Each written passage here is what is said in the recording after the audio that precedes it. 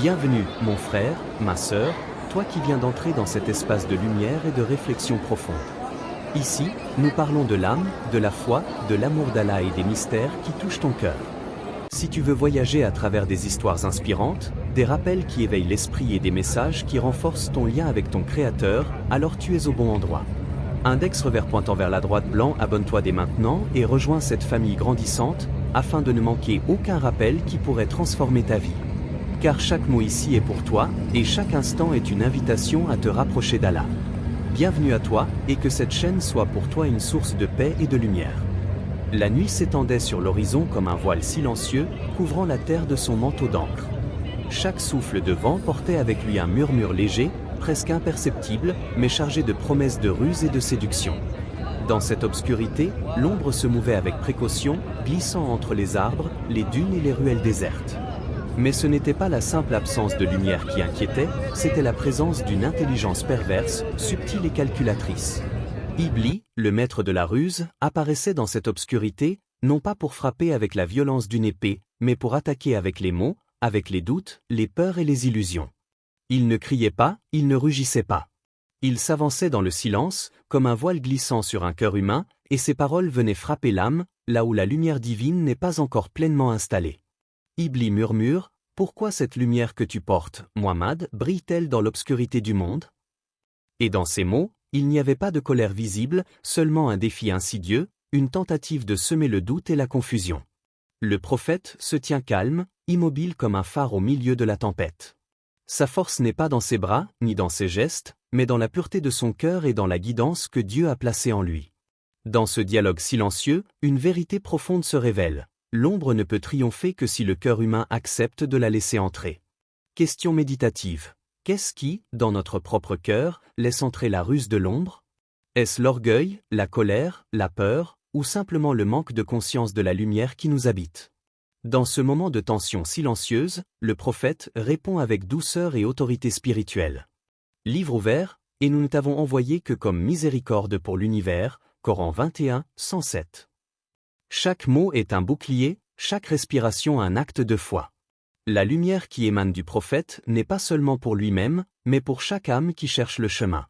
Il n'y a pas de confrontation violente ici, seulement une danse subtile entre l'ombre et la lumière, entre le doute et la certitude. Histoire inspirante. On raconte qu'un homme, dans une ville éloignée, fut un jour assailli par une pensée si sombre qu'il sentit son âme vaciller. Les doutes l'envahissaient, et il se sentit près de succomber à la désolation. Mais au plus profond de son cœur, il se rappela les paroles du prophète, la lumière qui guide et protège. Il prononça silencieusement la shahada, un geste simple mais puissant, la ilaha illallah, Muhammadur Rasulullah. À ce moment précis, l'ombre recula. Ce n'était pas par la force physique, ni par une confrontation extérieure, mais par la foi et la lumière intérieure qui se manifestaient dans son cœur. Le contraste entre l'ombre et la lumière n'est pas seulement extérieur, il est intime, profond, enraciné dans chaque pensée et chaque intention. Iblis ne peut attaquer que là où la vigilance s'affaiblit, là où le cœur humain oublie qu'il est sous la protection divine. Le murmure de l'ombre s'infiltre subtilement dans la solitude de l'âme, dans les nuits silencieuses où le cœur est seul avec ses pensées. Question inspirante, comment reconnaissons-nous ces murmures? Comment distinguons-nous la lumière intérieure qui guide de la ruse qui égarera? Chaque souffle, chaque émotion, chaque décision est un champ de bataille invisible. Et dans ce champ de bataille, la lumière n'a pas besoin de crier, elle suffit à elle-même, comme un phare qui ne s'éteint jamais. Le prophète, dans sa patience infinie, montre que la vraie puissance n'est jamais dans la peur ou l'intimidation. Elle est dans la constance du cœur, dans la confiance en Allah et dans la guidance qui dépasse la compréhension humaine. Cette scène mystique est un miroir pour nous tous. Dans nos propres vies, nous sommes confrontés à des ombres. Parfois, elles ne prennent pas la forme de démons, mais de doute, de colère, d'envie ou de peur. Et à chaque instant, nous avons le choix de laisser la lumière pénétrer ou de laisser l'ombre s'installer. Le silence de la nuit devient alors un allié, un espace sacré où la conscience se déploie et où l'âme peut entendre la guidance divine. Les murmures de l'ombre peuvent sembler séduisants, mais ils ne sont jamais plus puissants que la lumière de la vérité qui habite le cœur du croyant. Chaque pensée, chaque intention purifiée, chaque acte de foi devient une flamme qui repousse l'obscurité, même dans les moments où elle semble la plus proche. Et ainsi, La scène s'installe dans cette tension contemplative. Iblis observe, silencieux, frustré par l'incapacité de ses ruses à éteindre la lumière qui émane du cœur du prophète. Et pour ceux qui contemplent, il reste la question éternelle. Qu'est-ce qui, dans notre cœur, permet à la lumière de briller, et qu'est-ce qui pourrait laisser entrer l'ombre? Le vent de la nuit emportait avec lui un silence pesant, mais ce silence n'était jamais vraiment vide. Dans cette quiétude apparente, Iblis avançait, ses paroles glissant comme un poison subtil, essayant de s'infiltrer dans les replis les plus intimes de l'âme. Ces mots n'étaient pas un cri, mais une insinuation. Les hommes te suivent, mais combien d'entre eux résisteront quand la tentation frappera? Cette question n'était pas dirigée uniquement vers le prophète. Elle résonnait à travers les âges, touchant chaque cœur humain. Elle rappelle que la vie n'est jamais exempte d'épreuves. Chaque souffle, chaque pensée, chaque désir peut devenir une porte par laquelle l'ombre peut pénétrer si le cœur n'est pas vigilant. Le prophète, immobile dans sa certitude, répondit avec une clarté qui tranche l'obscurité: la foi ne se mesure pas à l'absence de tentation, mais à la constance du cœur face à elle. Il ne s'agissait pas de nier l'existence des épreuves, mais de reconnaître que le véritable test de l'âme réside dans la manière dont on y répond. La lumière du cœur, lorsqu'elle est enracinée dans la foi, ne vacille pas face à l'adversité. Elle demeure constante, silencieuse mais puissante. Livre ouvert, et quiconque craint Allah, il lui donnera une issue. Coran 65, 2. Ces mots ne sont pas simplement des promesses. Ils sont un rappel que chaque épreuve est accompagnée d'une guidance divine, qu'aucune difficulté n'est insurmontable pour celui qui place sa confiance en Allah. L'épreuve n'est pas une punition, mais un miroir, reflétant la force intérieure et la profondeur de l'âme. Question introspective. Quand l'épreuve frappe ton cœur, cherches-tu instinctivement l'ombre, en te laissant submerger par le doute, la colère ou la peur, ou cherches-tu la lumière, en te souvenant que chaque épreuve peut être une porte vers la guidance et la purification de l'âme? L'histoire de cette femme isolée par la société illustre magnifiquement cette vérité. Elle vivait dans un environnement où le jugement et l'exclusion étaient constants. Les murmures des autres tentaient de l'atteindre, la poussant vers la désolation et le désespoir. Chaque jour, elle se sentait vulnérable, presque prête à céder à l'obscurité. Mais elle avait trouvé un refuge dans les paroles prophétiques et les versets du Coran. Chaque matin, elle se rappelait que la lumière intérieure, même faible au début, pouvait croître et dissiper les ténèbres qui semblaient l'entourer. Sa foi devint une armure invisible. Elle ne voyait pas immédiatement les résultats, mais chaque petit acte de patience, chaque souvenir d'Allah et chaque invocation silencieuse renforçait son cœur. Et avec le temps, la lumière devint plus intense que l'obscurité qui l'avait menacée. Son âme, autrefois fragile et hésitante, s'épanouit dans la certitude que la guidance divine n'abandonne jamais ceux qui persistent avec sincérité. Le test de l'âme ne se limite pas aux grands événements ou aux crises dramatiques. Il s'immisce dans les choix quotidiens, dans les pensées fugaces, dans les désirs qui surgissent sans prévenir. Chaque moment où l'ombre tente de s'infiltrer devient une opportunité pour renforcer la lumière intérieure. La patience, la constance et la conscience de la présence d'Allah deviennent alors les instruments de défense les plus puissants. Iblis, observant le cœur humain, sait que l'attaque la plus efficace n'est pas la confrontation directe, mais la subtilité de la tentation, un doute, un jugement, une peur. Et c'est dans ces instants apparemment insignifiants que le véritable test se déroule. Le prophète montre que la force ne réside pas dans la force extérieure ou dans l'absence de difficultés, mais dans la capacité de l'âme à rester enracinée dans la lumière, même lorsque le monde entier semble pousser vers l'ombre. Question méditative. Sommes-nous prêts à reconnaître ces moments silencieux comme des tests, et à choisir la lumière même lorsque le cœur vacille? Ou laissons-nous parfois l'ombre s'infiltrer, convaincus que la tentation est plus forte que nous? Chaque épreuve est une conversation silencieuse entre l'âme et le Créateur. Elle nous enseigne, nous façonne, nous rappelle que le véritable pouvoir réside dans la constance et la foi, pas dans la facilité ou l'absence de conflit. La lumière intérieure, nourrie par la patience, la prière et la connaissance divine, devient une force imparable qui repousse les ténèbres, même lorsque tout semble perdu. Dans ce dialogue mystique, le spectateur est invité à se regarder dans le miroir intérieur. Chaque tentation, chaque défi, chaque douleur est un reflet de ce que l'âme doit comprendre et surmonter. Le prophète, par sa patience et sa confiance en Allah, montre la voie. La tentation et les épreuves ne sont pas des ennemis à craindre, mais des outils pour révéler la profondeur et la résilience de l'âme. Et ainsi, la scène se déroule dans un silence lourd de sens. L'ombre tente toujours, mais le cœur qui s'accroche à la lumière divine demeure invincible. Le spectateur est laissé à méditer. Quelles ombres guettent mon âme aujourd'hui, et comment puis-je y répondre avec constance et foi? La nuit semblait s'épaissir, comme si l'air lui-même se chargeait d'une tension invisible.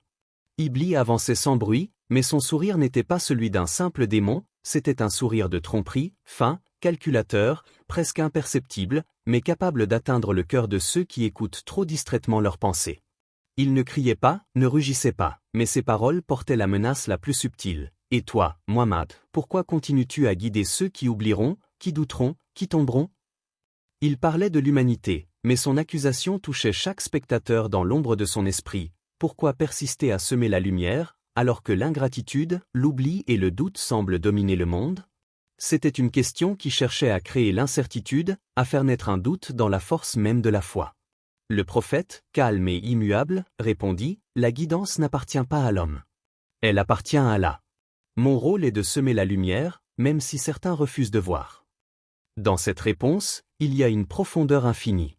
La guidance n'est pas un objet que l'on possède, c'est un don divin que l'homme transmet avec sincérité et humilité.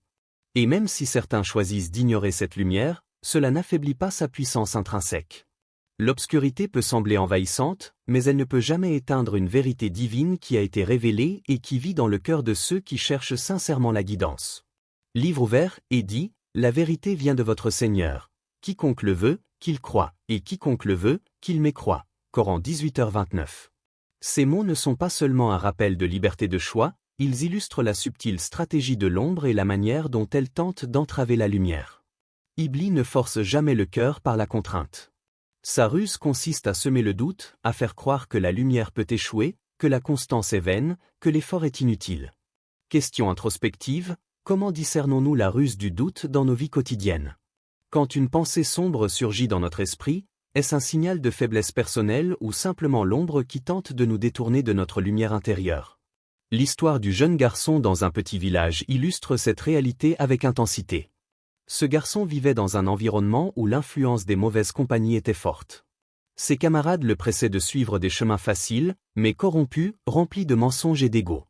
Un jour, la tentation semblait irrésistible, tout le monde autour de lui riait, semblait réussir, et il ressentait un mélange de solitude et de curiosité pour ce monde illusoire. Mais un souvenir lui revint, une parole du prophète, simple mais profonde, gravée dans son cœur, même une petite lumière dans un cœur peut repousser un immense nuage de ténèbres.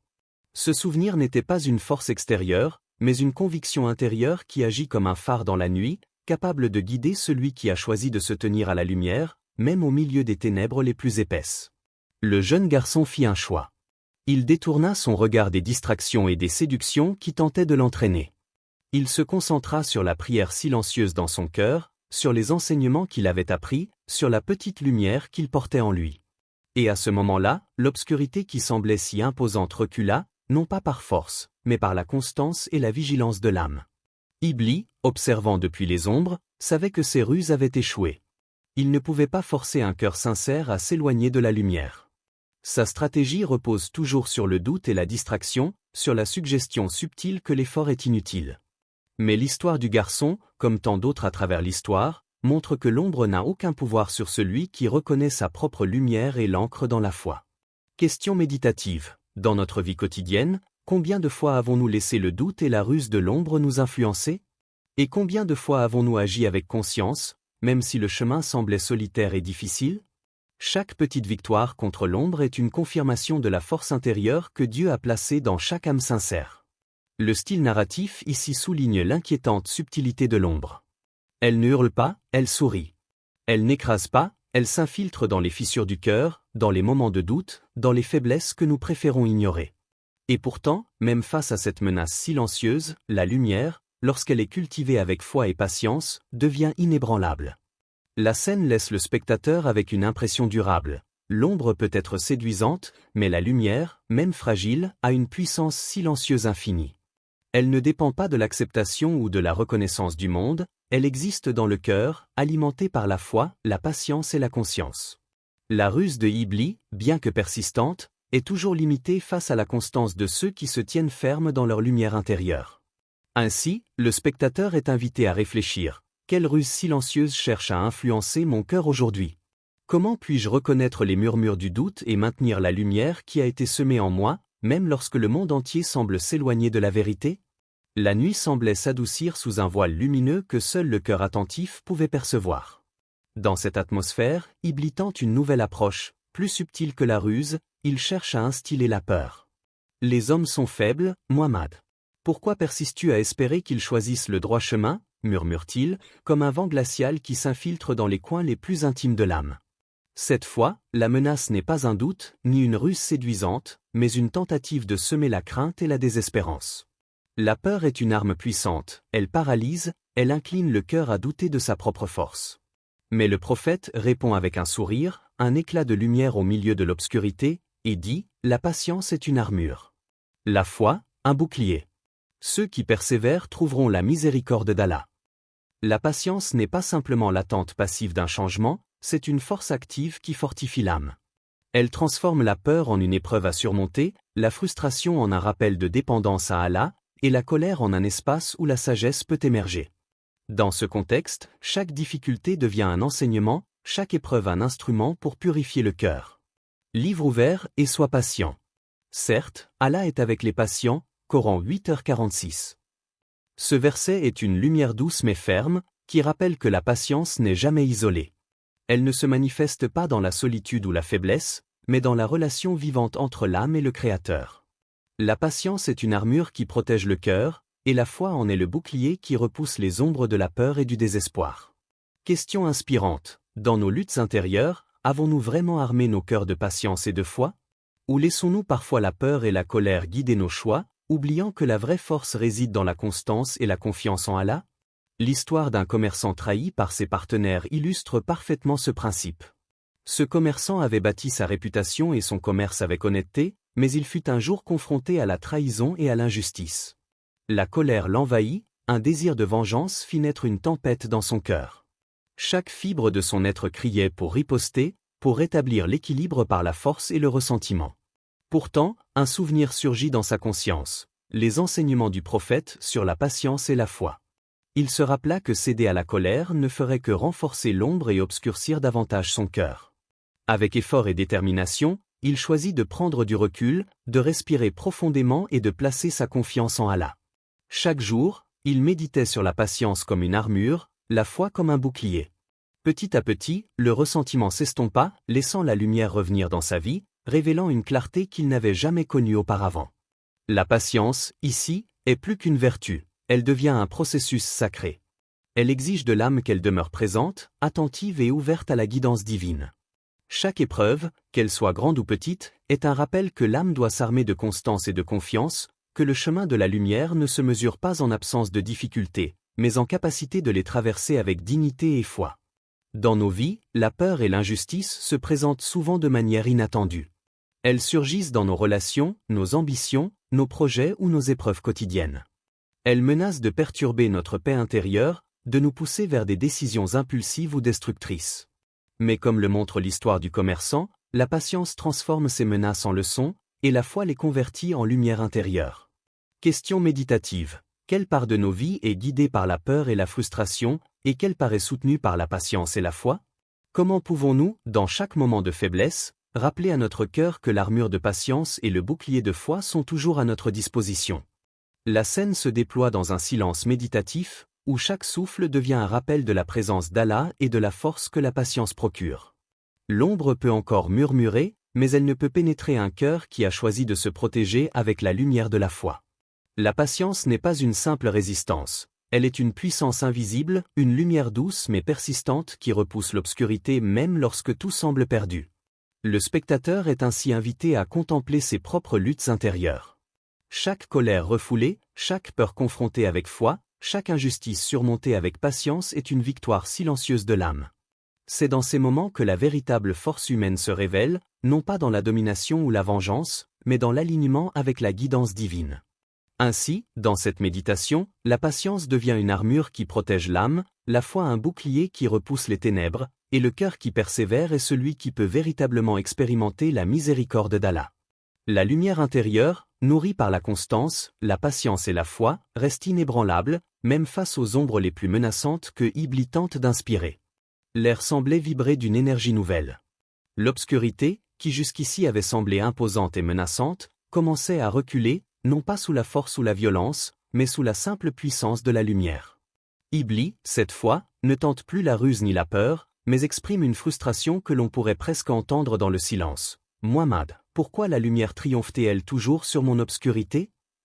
Il ne s'agit pas simplement d'une question adressée au prophète, mais d'un cri silencieux qui résonne à travers le monde, dans le cœur de chaque être humain confronté aux ténèbres de l'âme, aux doutes, aux regrets et aux erreurs.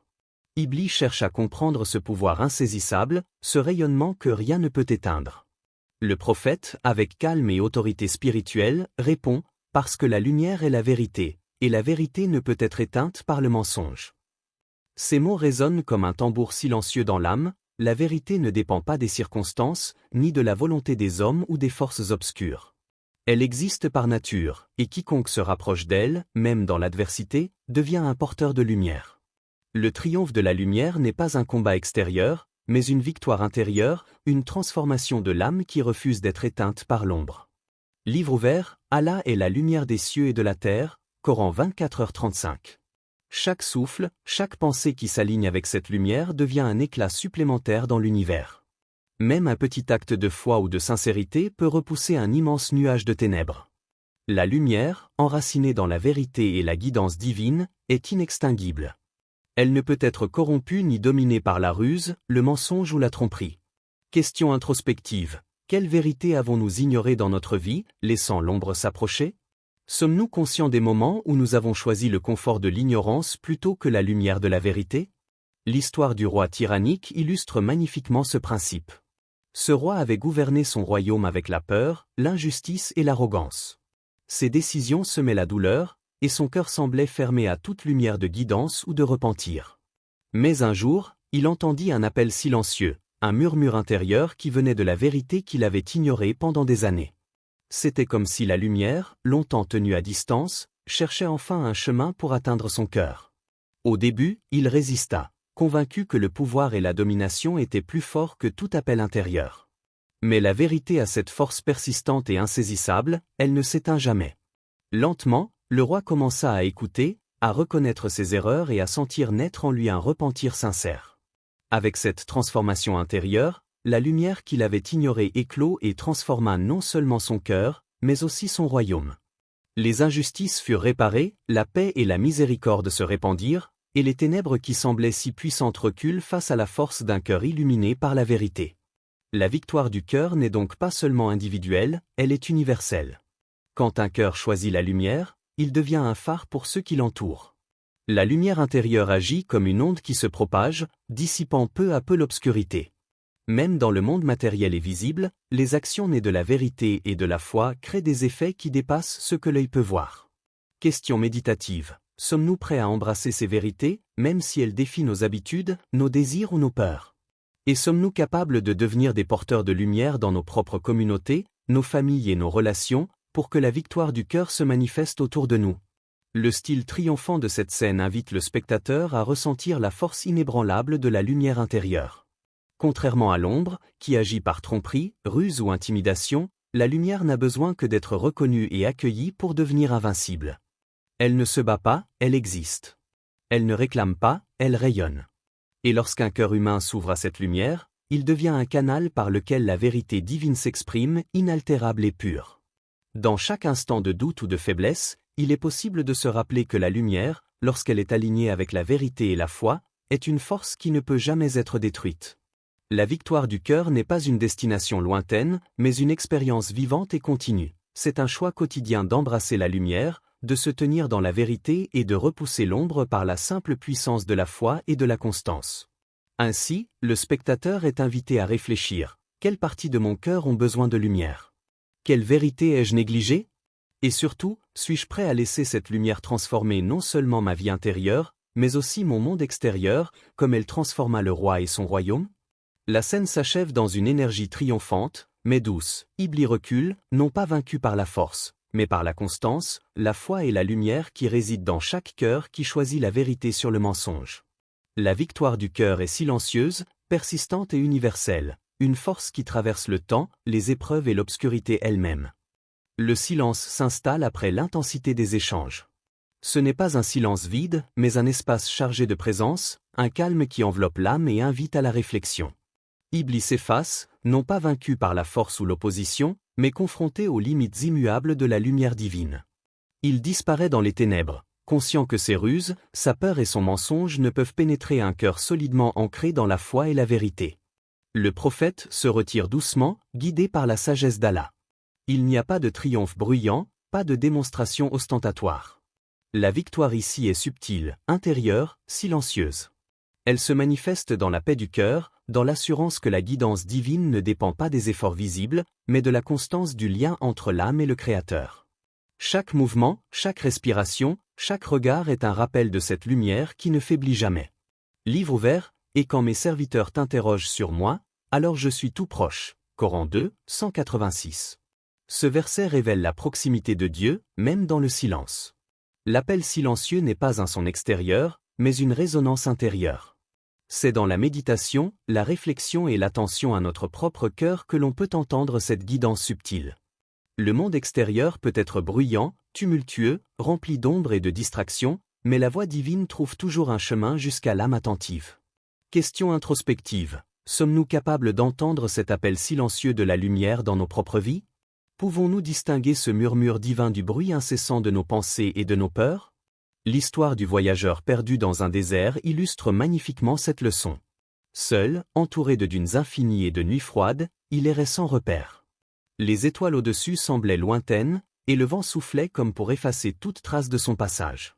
Chaque pas semblait perdu, chaque instant chargé de peur et de doute. Et pourtant, dans ce silence absolu, il entendit une voix, non pas une voix sonore, mais une guidance intérieure, une lumière invisible qui l'attirait vers la sécurité et la vérité. Ce moment fut plus puissant que toutes les tentations et les obscurités qui avaient pu l'entourer. Il comprit que l'appel silencieux n'avait pas besoin d'éclat ni de bruit, il résidait dans le cœur, dans cette certitude tranquille que même au milieu de l'incertitude la plus totale, la lumière divine est présente et accessible. L'appel silencieux est une invitation à l'éveil intérieur.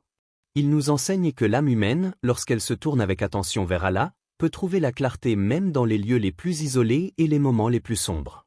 La guidance divine ne se manifeste pas toujours par des miracles spectaculaires, mais par cette force discrète et persistante qui touche l'esprit et transforme l'intention. Question méditative. Dans les moments de solitude et d'épreuve, avons-nous appris à écouter cette lumière intérieure? Ou laissons-nous nos cœurs être absorbés par le tumulte, la peur ou le doute? Dans le monde contemporain, où le bruit et l'agitation ne cessent jamais, l'appel silencieux devient une ressource essentielle pour l'âme. C'est un rappel que la guidance n'est pas toujours visible, que les solutions ne sont pas toujours immédiates, et que le pouvoir du cœur réside dans sa capacité à rester attentif à la lumière divine. Le prophète, dans son retrait silencieux, montre que la sagesse et la force se manifestent souvent dans la patience et l'écoute intérieure, plutôt que dans l'action immédiate ou la confrontation extérieure. L'histoire du désert résonne aussi comme un miroir pour chacun de nous. Les pertes, les doutes, les moments de confusion dans nos vies sont autant de déserts, où nous pouvons nous sentir isolés et vulnérables. Mais c'est précisément dans ces espaces que l'appel silencieux peut se manifester avec plus de clarté, offrant des directions invisibles et un courage qui dépasse toute mesure humaine. Chaque souffle, chaque instant de conscience, devient une occasion d'entendre cette voix intérieure, de répondre à l'appel de la lumière et de transformer notre expérience quotidienne en un chemin de guidance et de foi. La patience, la vigilance et l'attention au cœur deviennent alors des outils pour discerner la vérité des illusions et la lumière des ténèbres.